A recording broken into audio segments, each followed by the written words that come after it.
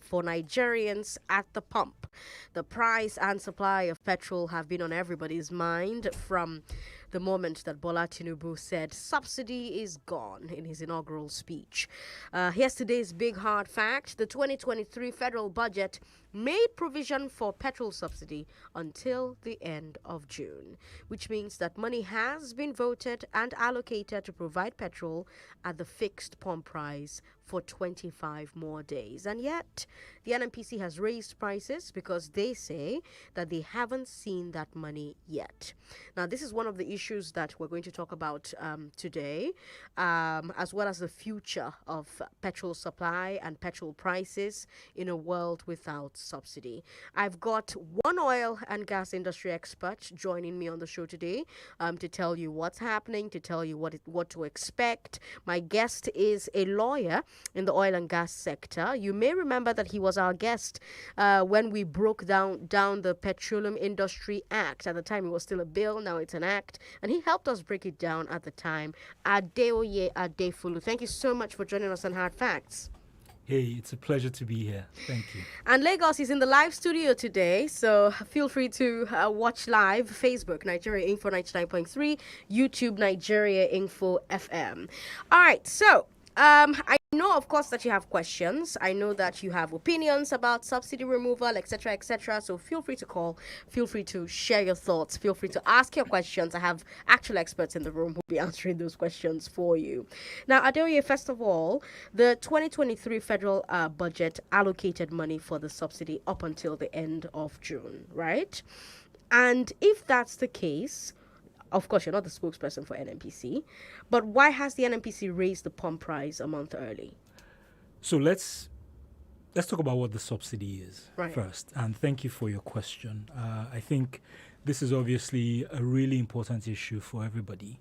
If you don't have a car, you're getting into public transportation and prices have skyrocketed. Mm-hmm. Everybody wants to understand what's causing all this. So why have they raised it? And this question was asked to, again, I'm not the spokesperson for NNPC, but the president himself, when he was at his inaugural speech, during his inaugural speech last week, was very clear about subsidy being gone. His words were, subsidy is gone.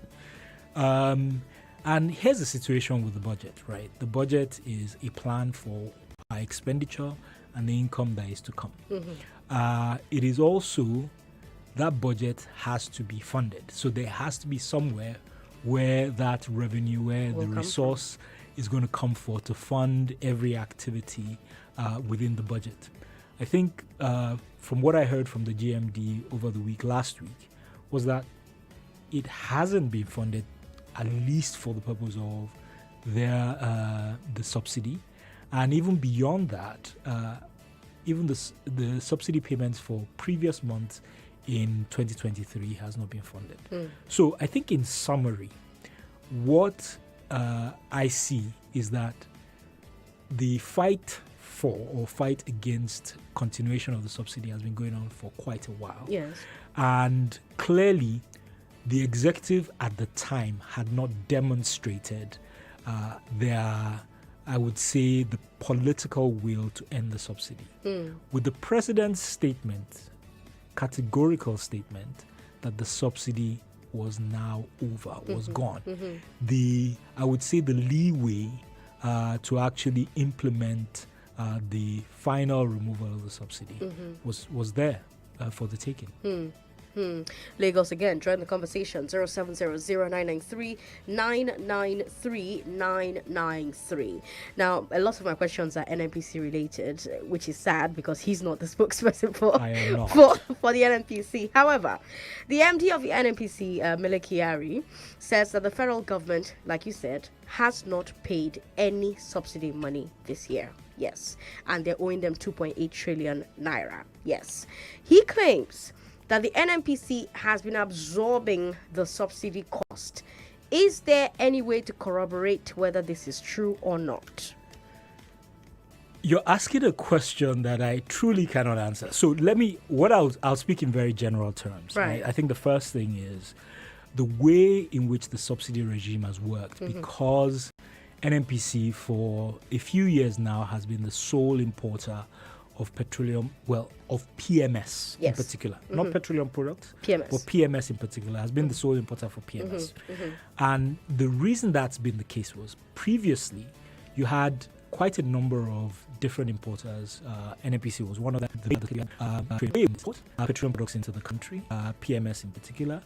You would then sell that off, but you will only get paid sort of the lower threshold price. And the perspective was that you were going to be reimbursed by the government for that shortfall that you'd experienced. And lots of, and you remember, I think it was in 2012, we had that dramatic end the subsidy sort of riots. And then subsequently we had a probe into, what the subsidy payments were about. I think a few people went to jail. But the bottom line was the government stopped feeling comfortable about, non-state players. So anybody outside of NNPC being able to import petrol. And so the way it works is NNPC does a lot of things. It's not just petroleum importation. Yes. In fact, it's a small part of what it does. NNPC does, yes. And so the way it works is NNPC brings in the product, right? It also generates certain income for itself and ultimately for the nation. And how it's supposed to be set or netted off is that whatever shortfall it gets from not getting the full price of the products that he has brought in, it will take that shortfall from the revenue it has made from other sources, such as selling crude oil or any other activity that is involved in. So on paper, and I read the FAC report, and that's the Federal Allocation Committee report that NNPC issued, I think it was in August. And on paper, you could see it had built up, the deficit based on that on that presentation had built up to over $1 trillion at the time. Right. So because and you have to compound the problem. The problem is compounded by the fact that revenue there was also a revenue shortfall at the time, right? So I cannot speak for whether those figures are accurate. I'm not an accountant. I haven't looked through the books, but that's how the system works. And in that system, you can clearly see there is potential for a shortfall to occur. But you did mention earlier, and this is something that I've talked about quite a bit on the show, that the money has been budgeted. So, of course, we need to find money to fund the budget, right? NNPC is claiming they haven't been paid. What could possibly be the reason why the federal government isn't paying? So, you've got to look at it from, again, I am just looking from the outside and trying to sort of understand the potential challenges that might be there. If you don't have enough resources, I'm assuming, like as it works in households, in certain cases it will work the same way for the government. Okay. So where do I expend my limited resources first? Do I use it to pay back NNPC that is 100% owned by me, or do I use it for example, for healthcare or a contractor that has nothing to do with me? So if you have scarce resources, which we do, my callers are going to fight you. They fight me every time I say that. We'll discuss that. But if you look at resources per capita, we are definitely in the scarce resource framework. If you add scarce resources, you've got to look at how you allocate those resources. And I assume that in determining whether to allocate the resources to NNPC or to other entities, it has the government then chose to allocate it away from NNPC. But that's interesting because NNPC is no longer owned entirely by the government. They're now operating, and you have an interesting smile, and I wonder why. I do. I'm waiting for you to. They're now allegedly operating like a public company, a commercial organization. Yeah. And as such, what worked before July 2022 shouldn't be working in the first 6 months of 2023. Right. Right? So, theoretically, yeah, and I say theoretically because, so the Petroleum Industry Act talked about the establishment of a corporation, the NNPC Limited. It was meant to be created under KAMA, and one of the things that the Petroleum Industry Act said was NNPC had to operate as a commercial entity. What does that mean? It means that it should be taking decisions about what ventures it wants to go, and those decisions will be taken by the board on a strategic level and executed by the management team. It is still 100% owned by the country, though, 100% owned by the federal government. But it's meant to have some independence in taking the commercial decision. But the same PIA also said that NNPC Limited will be a supplier of last resort. And the position of the supplier of last resort is essentially you have to guarantee, as it were, the adequacy of supply to the country, ensure that there is supply into the country. Now, that guarantee for adequacy of supply was meant to go on for a period of 6 months. So from August 2021 through to February 2022. Okay. And that's when the subsidy regime was meant to have been ended. Yes. Because the same PIA provides that petroleum products should be sold at a commercial rate. Right. So same PIA provides for it. Right. So NNPC is theoretically meant to be commercial, but what the government effectively did was to extend that supply of last resort. I don't know by which authorization. It's certainly not by law. I don't know if there's a directive to that effect, but it effectively extended the operator supply of last resort. And so NNPC was then in a position not to refuse the request to supply PMS in particular to the nation. So that's the challenge. That's the paradox that they were facing, frankly, as an entity. Lagos, join the conversation. 0700-993-993-993 01465-7190. Now, I think this is a good time to talk about NNPC's direct purchase, direct supply, direct supply program, DPDS. Explain how that works. So, Sandra, you've got me sort of trying to explain the inner workings of NNPC. Yes. So, to the best of my knowledge, the DSDP is the direct supply, direct purchase regime. And essentially, there is an acknowledgement within the system that Nigeria required something like 400,000 barrels of oil per day for its domestic consumption. And this is roughly based off the capacity of the three refineries that we had, the Port Harcourt, Warri, Kaduna, Port Harcourt 1 and 2, Warri, Kaduna. So about 400-something thousand barrels of oil per day capacity. And so effectively NNPC was required to sell off the crude oil related to that capacity and sell that off.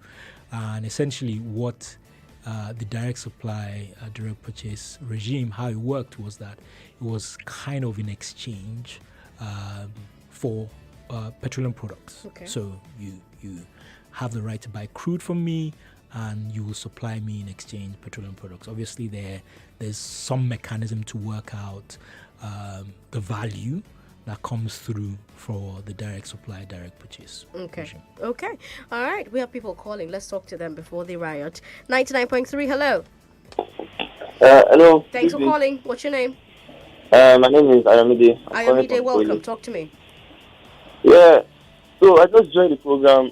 Um, there's a question I would like to ask Okay. about our NNPC. Mm-hmm. I don't understand the subsidy of the thing, how it runs. Like, I want to ask, is it possible that NNPC can get this petrol, since we don't have a refinery that is working that can refine it, get this petrol from abroad and then they sell it directly to the marketers instead of paying them subsidy, you understand me? Instead of what? Instead of paying the subsidy to these people that are third party or I'll say private sellers, why can't the government itself through NNPC buy the petrol from wherever they are buying it themselves? Then instead of paying subsidy, they sell it at a cheaper rate to this guy.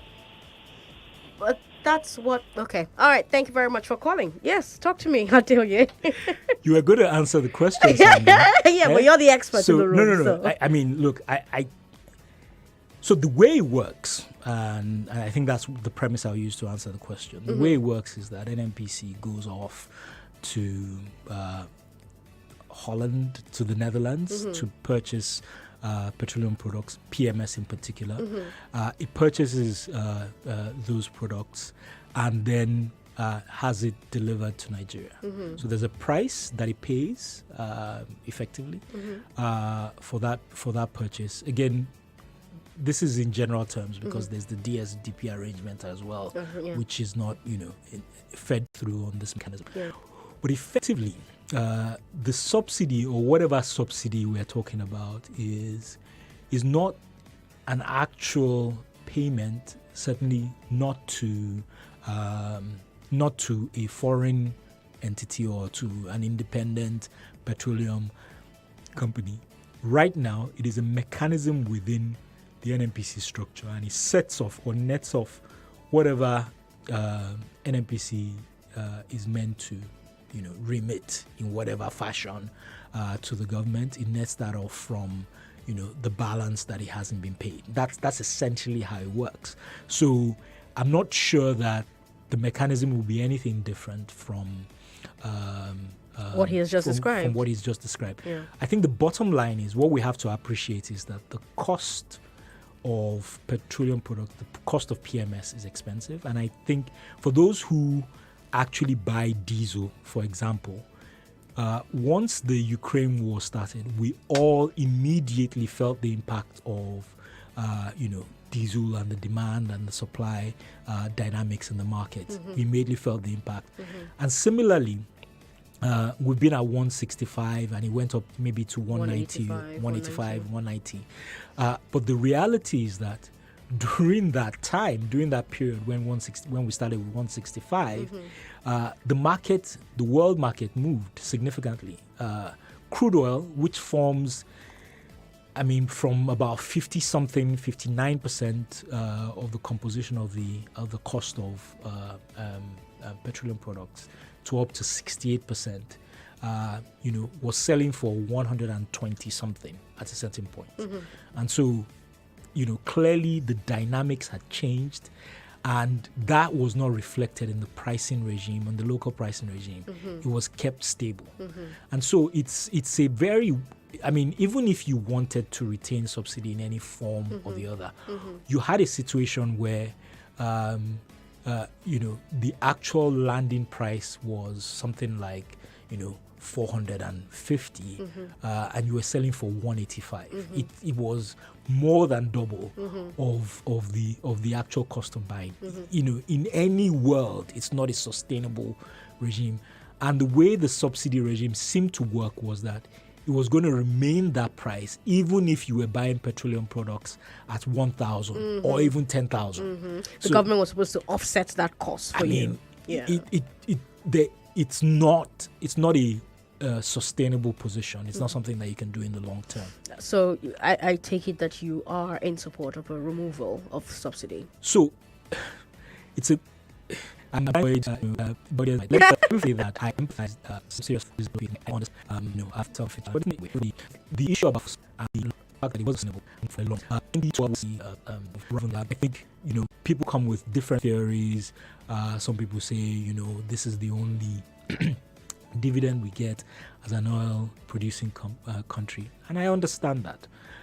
But the reality is that income revenue was not as high, and it's not been consistently high. And the value, I mean, we were in a situation in the oil and gas industry, and I've sort of been in this industry for, I don't know, for a number of years. Let me not age myself. But whenever, because the industry is a cyclical industry, it goes up, it comes down, it goes up, it comes down. Yeah. And through my working life in the industry, it was always good times for us, for business people, whenever the oil industry whenever the prices of crude oil went up. But we were now in a situation where crude oil price going up meant that subsidy was going up. And therefore, whatever gains we were getting from crude oil price increases was being lost in the subsidy regime. And we didn't have sufficient money to fund our budget.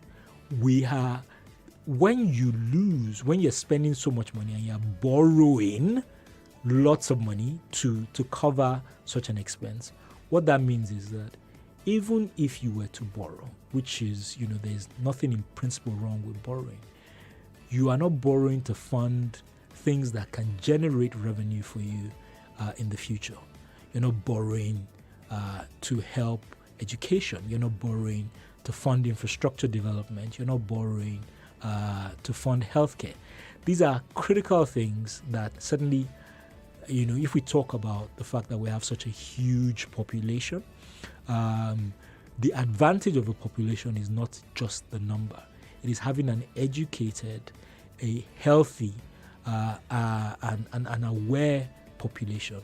That's where you leverage. So when you look at countries with population that is towards our area, that are doing well, they are leveraging off the expertise of their people. They're leveraging off the fact that their people are now seen as a value to other countries as well. And we need to be able to invest in our people, in our human resources, in order to be able to do that. All right, Lagos, we have a break coming up. I see all the phone lines lit, so obviously lots of questions for Adeoye. Adeoye is my guest on the show today. He is a lawyer in the oil and gas sector.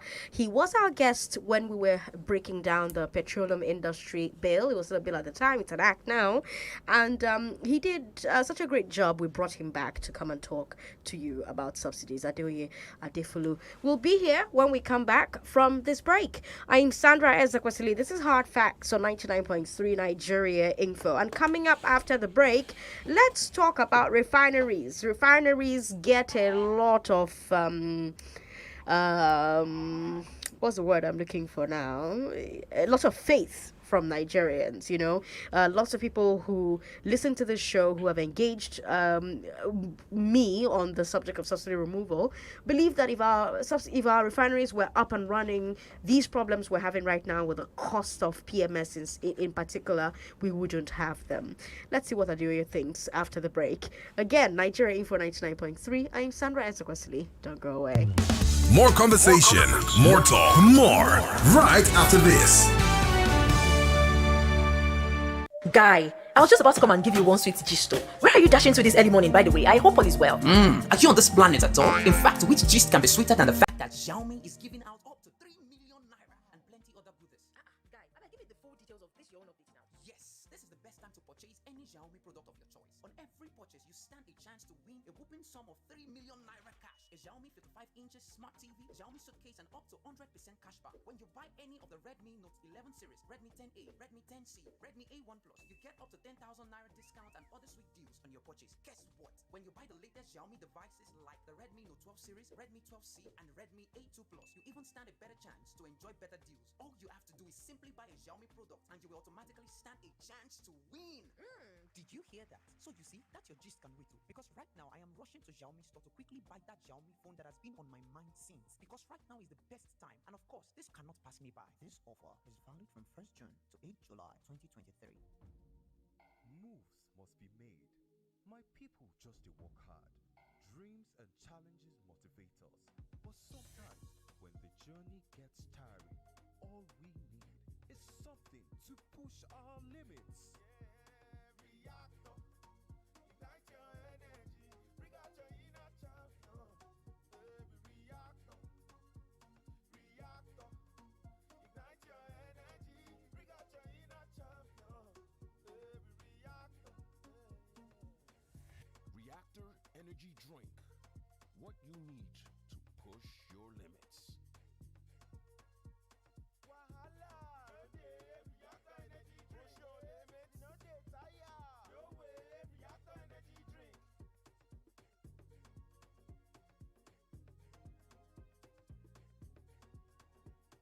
Reactor. Push your limits. Excuse me, Chief. Sorry to disturb you, but you just received 10 million naira from one of your tenants in Lekki Phase 1. Also, Mr. Payo just paid in that 150 million naira for the 2-bed apartment. And that 60 million naira came in earlier, but because you All right, Emmanuel. I'm tired of hearing the millions I'm making. Tell me something else.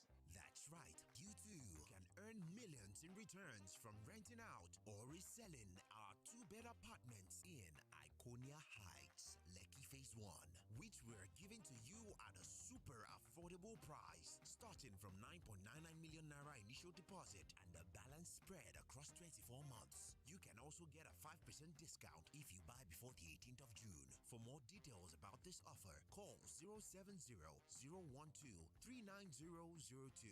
That is 070-012-39002. Or visit hzeleki.com. Own a home in Iconia Heights today.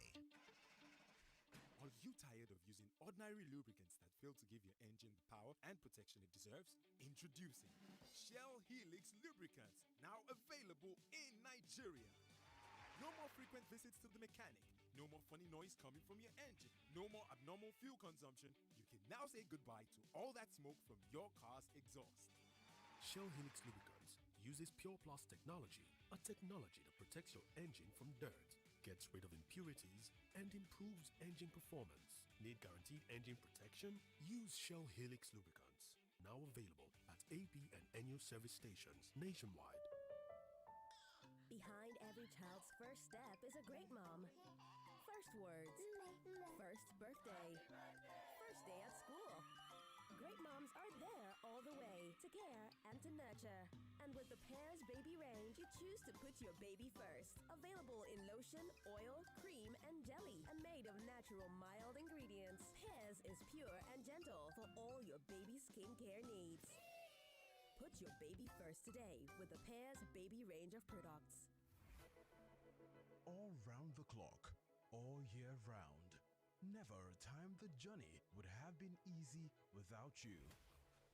You made your #1 talk station, Nigeria Info, part of your everyday life. Nigeria Info, call us. You people, I like the energy. This is what I want to hear every time.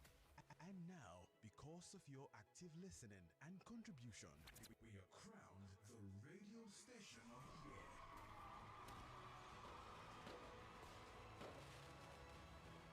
We are incredibly humbled and honored to be standing on the solid ground of your trust on our programming. This recognition means so much to us, and we are deeply grateful for it. Thank you for making this possible. Thank you for choosing Nigeria Info. Thank you for answering our call. Nigeria Info. Let's talk. Uncle Dentist, what are cavities? And how does Colgate protect my teeth from cavities? Does it use Kung Fu?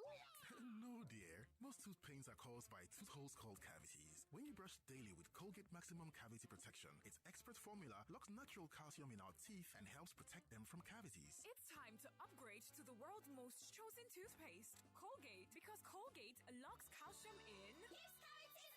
Colgate is recommended by the Nigerian Dental Association. The biggest football fan festival in Nigeria is back. Goalfest 2023. Performing live, international superstar Zlatan Ibrahimovic. Imole himself, Mohbad. Listen to this one like this. Been through many things. Many. And the energy god himself, D.O. to the T.U.N. Ladies and gentlemen, they call me the energy god. 2023 will also feature exciting games, food, comedy, and you can watch the UEFA Champions League finals on a huge screen. Goalfest 2023 will take place on the 10th of June at the Balmoral Convention Center, Federal Palace Hotel, Amadubelo Way, Victoria Island, Lagos. Time 2 p.m. Get your free tickets now. www.goalfestnigeria.com. Limited tickets available, so hurry. Goalfest 2023 is powered by Femi and the Gang and the Football Republic. Proudly refreshed by Pepsi. Sponsored by BetWinner. Supported by Indomie, media partner, Super Sports. Then say health now wealth, but when person they arrange in health, can't lose one hand, one leg. Yeah, Abi na when you dey hospital, they can't tell you say you must drop heavy money first before they even think of to begin any treatment. But when Avon HMO Tandagidiba with you, you no go dey shout yekba, cause last, now all of us need people. Visit avonhealthcare.com now to get Avon Health Plan for you and your people. Avon HMO, empowering you to live a healthier, fuller life. Every morning is an opportunity to take your hustle to the next level. So, start every day with a great tasting cup of Nescafe 3-in-1. Just add water and enjoy the blend of coffee, creamer, and sugar with that rich, creamy taste you love. To help you start strong and make every morning count. Start strong, finish strong. Nescafe. Excuse me, Chief. Sorry to disturb you, but you just received 10 million naira from one of your tenants in Lekki Phase 1. Also, Mr. Payo just paid in that 150 million naira for the 2-bed apartment. And that 60 million naira came in earlier, but because you All right, Emmanuel. I'm tired of hearing the millions I'm making. Tell me something else. That's right. You too can earn millions in returns from renting out or reselling our 2-bed apartments in Iconia Heights, Lekki Phase 1, which we're giving to you at a super affordable price, starting from 9.99 million naira initial deposit and the balance spread across 24 months. You can also get a 5% discount if you buy before the 18th of June. For more details about this offer, call 070-012-39002. That is 070-012-39002. Or visit hzeleki.com. Own a home in Iconia Heights today.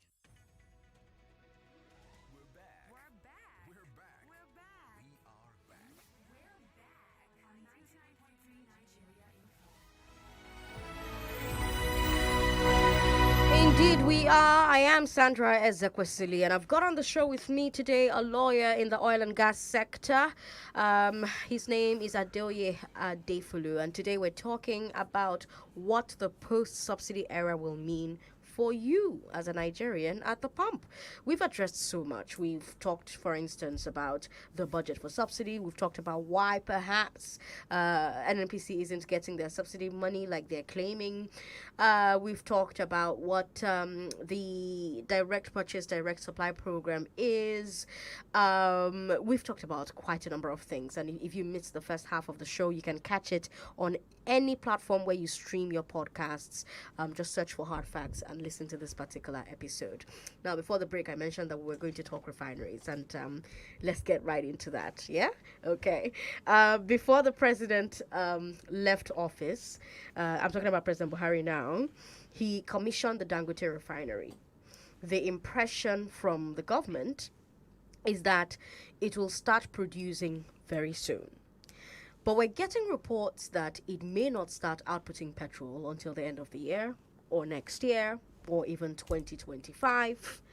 Again, he's not Dangote's spokesperson or NNPC spokesperson or the government spokesperson. But how soon will the Dangote Refinery start putting petrol into the market in significant quantities? I have no idea. Okay. But I think the bottom line is it's not this month for sure. Okay. And we're all sort of waiting and expectant. But what are the things you need to look out for?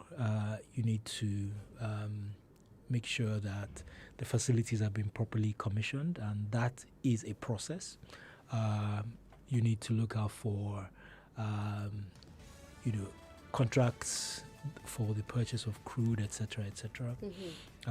You need to look out for a number of key activities that will indicate to you that the process around finalization of the refinery and producing petroleum products is coming, and the market doesn't suggest that those things have been done yet. However, Dangote himself has spoken about the refinery selling its petrol in the international market. Yes. He wants both the forex and the great prices. And we've now heard NNPC MD Mele Kyari say that Dangote's petrol will not affect the prices that we're currently seeing in the market. Yeah. On the other hand, you have those who say that Dangote Refinery should sell its fuel at lower prices since there won't be landing costs. And I have to ask you, and then you also have those, because Mele Kyari also said that we're expecting the Port Harcourt Refinery to come online by the end of this year. And he's also saying that even when that comes online, fuel prices will not be cheaper than what we're currently seeing at the moment. Yeah. And so I have to ask, how is it that there are no landing costs and we're still not going to get cheaper fuel? Okay. Great question, Sandra. Let's talk about what the cost component of the petroleum price is. The main, and we talked about this earlier, the main component is crude, right? So crude, the price of crude will significantly influence the cost of petroleum products. So 50 something. This is US. Price components, but between 59 to 68%, up to that is the cost of crude. The other component which also makes up their pricing element is the refinery margin. So when you pass the crude through the refineries, the refinery has to process it. There are certain costs associated with a refinery actually distilling the crude and bringing out different petroleum products. So they have to make money, and so that costs them. And after that, there is cost of distribution market. In Europe, markets, the cost, there's a tax element to the cost of crude, to the cost of petroleum products. So for us, if you're already making between 59 and possibly almost 75% is between the cost of crude and the cost of refining. So altogether, the other element of transportation is only a small portion. I mean, if you looked at the pricing template that PPPRA used to issue, NMDPRA, which is now the regulatory authority for the midstream and downstream sector. The last one they issued was March 2022 or 2021. I'm not sure which one. But if you looked at the cost elements of that pricing template, and all of those were regulated costs, by the way. But if you looked at the price element of that, 75% of that pricing template was from the cost of petroleum products. 75%. And they still had lots of other costs that were there. And if you looked at the cost of freight, the cost of transportation, it was, insignificant. Comparatively insignificant. Comparatively, it was less than 10%. Perhaps I could go as far as saying it was less than 5%. So in terms of the feedback, obviously there will be some differences here and there. But in terms of the feedback, what the cost of transportation, the movement from Europe to Nigeria, what that cost, how that would have affect the value of the ultimate PMS that you're getting, I suspect it's going to be insignificant, just as the GMD NNPC said. Okay. Lagos, join the conversation. 0700-993-993-993 01465-7190. You know, I like that you're saying this because I said the exact same thing and people wanted to have my head. So I'm curious. So you want them to have my own head? I'm curious to see if they're going to have your head. We've got WhatsApp 080-959-75805. Thanks for calling. What's your name, sir? Good evening. Good evening. What's your name? This is Pastor Ladipo. Welcome, Pastor Calling from Ladipo. Orilego. You've got 1 minute. Go ahead. I want to ask one question. Okay. Among all the things that they are stealing or that is costing us money, why is it that it's only this fuel subsidy that is their problem? Why are we not talking about the severance packages for the National Assembly? Can't we also block some leakages from that place? It's painful that the only thing that is trickling down to the common masses, they are blocking it. Let them go ahead. No problem. It is well. All right, Pastor Ladipo, thank you very much. I'm going to take another call and then we'll address both Hello, questions. Sandra. Hi, how are you? What's your name, ma'am? Joy. Joy, welcome. Talk to me. Okay, please, I want to ask our guest, can you explain to us how Angola recently removed subsidy from their fuel? Was it just once? Was there anything they did? Has he done any research on that? Then again, the subsidy that was taken off during the time of Ibikachuku, what happened when it was increased to 145? Then I remember that period. And the last, the subsidy taken off from diesel and kerosene, what happened to that money, that differential, that side, at now, that no subsidy on those two products? What happened to those monies? Thank you. Thank you very much. All right, so Adeoye. Thanks. Thank you to Pastor Ladipo and to Joy. Very insightful question. So, should the government also block leakages? Absolutely. I think that it is clear that as clear as it is that the cost of subsidy is not sustainable. Thank you. As clear as it is, it's also clear that the cost of governance is not sustainable, and it's not just politicians; it's also civil service as well. It's a message I preach everywhere. Once you create a government institution, it can never run out of things to do. There's so many examples I can give, but let people not have my head today. But you have to have a hard look at the cost of governance, and you look at, I can't remember what year it was, but we had the Orosai report ages ago. 2014, I believe. Talking about essentially scrapping, merging, removing certain government agencies. But since that time, a number of additional agencies have been created. And it seems to me, every time you read a bill that has come out, 1 out of every 5 bills has a new government agency being created. And that causes, it's not good for ease of doing business. It's not good for the cost of governance. And that certainly has to change. And I think that that's one of the things that we as a people must continue to let our voices be loud about. We cannot tolerate, a heavy cost of governance. So I agree with Pastor Ladipo on that. In terms of Angola, look, Angola recently did the same. I don't know that whether Angola removed its subsidy all at once. Or it has done it in phases. But again, you have to remember that we have, at the moment, different political dynamics and probably different fiscal balances as well. Our situation is particularly dire, and it could get worse. And frankly, the argument for removal of subsidy, there was an expectation amongst people that worked in the industry that the subsidy should have been removed May 29, 2015. That's right.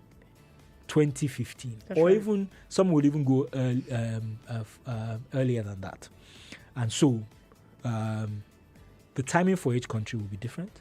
But if you look at our neighboring countries, if you look at Ghana, which also produces some oil, you look at, Benin Republic, all of them are operating with,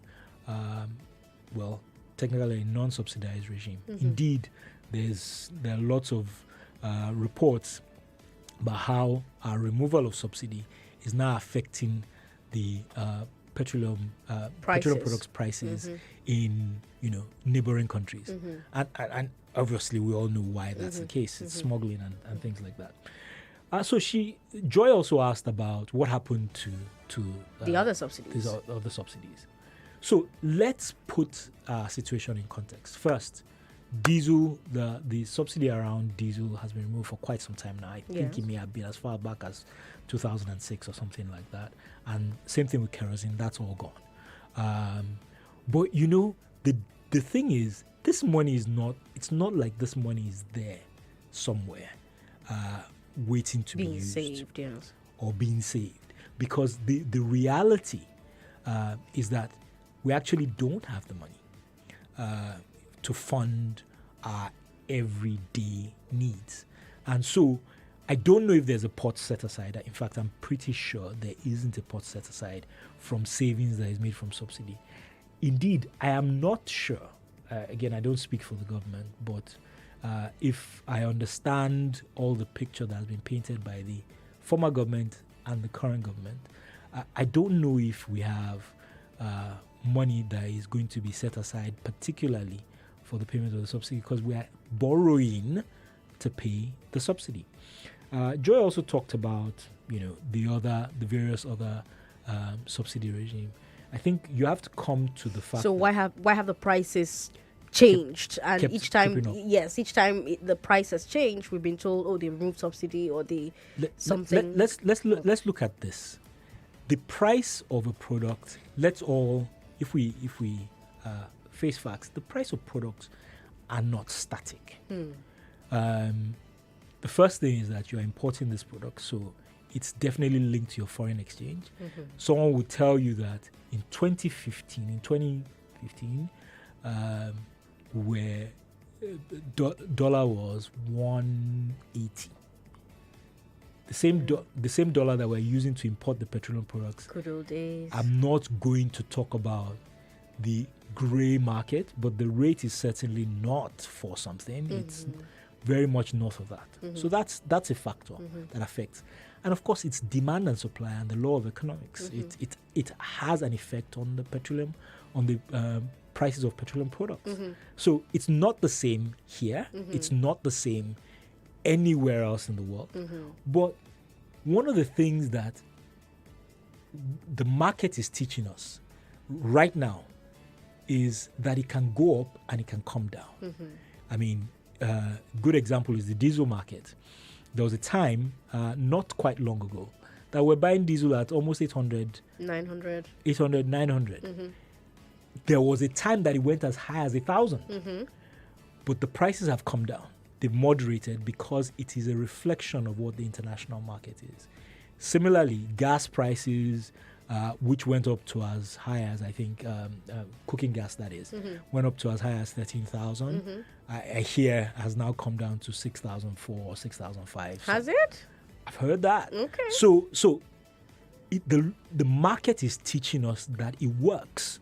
It goes up, it comes down, is a reflection So of... let the market determine what the price will be. Yes. With that said, do you think that if we had our own refineries, because the biggest debate I have with the listeners of Hard Facts is that our refineries will not solve the problem. The refineries have already got way too much money. The experts will tell you that those refineries should be scrapped up, should be broken down into scraps and sold off. But you have people who push back and who say, no, let's fix the refineries. We fix the refineries, we fix this problem. The problem is that we're importing the fuel. We have 4 refineries. How can our refineries not be working? The refineries are the answer. They're the answer, Sandra. They're the answer. We've got 1 minute. Are they the answer? No. Okay. Look, we've had the refinery challenge for quite a long. We've done turnaround maintenance under several governments. I remember very clearly when the Obasanjo government sold, I think it was Port Harcourt Refinery and another refinery to Dangote at the time. And, everybody went all in arms. He's not paying enough, blah, blah, blah. 2007. Till date, those refineries are not working. Each year, they're recording losses. I'm not telling you... And we're pumping more money. We're pumping more money Borrowed into money. the refineries, right? So, there's the feasibility of the refineries working in the first place. But even if they do come on stream, here's the point: the refineries will also use. They will be maintained. They will have to be maintained. Those refineries will have spare parts. Those spare parts will be bought on using foreign exchange. The refineries have to earn money, and if the refineries are going to earn money, they've got to charge a commercial rate, a market rate. So, if you're charging a market rate, how will you be different? I think the challenge is that we don't believe, in general, that we should pay what the market says. It's paying because we have our own crude. Why should we pay expensively when we own the crude? We're not the largest producer in the world is the US. They have their own crude, and yet there's no subsidy in the market. Obviously, there are other countries. Saudi Arabia has a bit of a subsidy, but again, they're also wealthier per capita. And they are poor. Far ahead of us. So we're poor. Therefore, we need the subsidy. We cannot. Per capita, they are far ahead of us. But we can also not afford it as a nation. So you can look at the arguments that way. Benin Republic is right next to you. Its GDP per capita is poorer than you, poorer than us as a nation. Yet they don't have a subsidy. All right, let's leave it at that. Adeoye Defulu is a lawyer in the oil and gas sector, and he has done such a stellar job talking to us about subsidy removal on the show. Yes, I know there wasn't enough time to really get into all of it, but I will beg him once we get off air to come back and talk to us about it again, because I had a lot more questions to ask and I couldn't get to all those questions. Don't go away, Lagos. More news and information coming up. We'll be back in a moment.